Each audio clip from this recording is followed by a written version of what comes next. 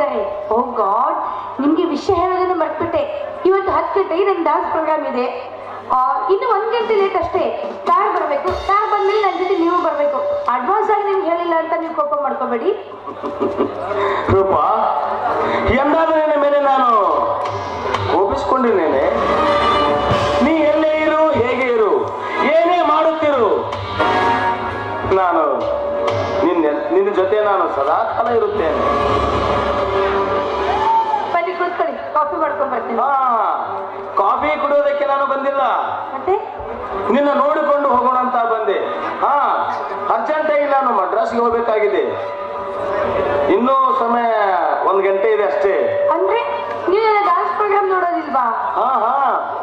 ನೋಡಿಕೊಂಡು ಹೋಗಬಹುದು, ಆದರೆ ನೀನು ಮನಸ್ಸು ಮಾಡಿದರೆ. ನಾನೇನ್ರಿ ಮನಸ್ಸು ಮಾಡ್ಬೇಕು?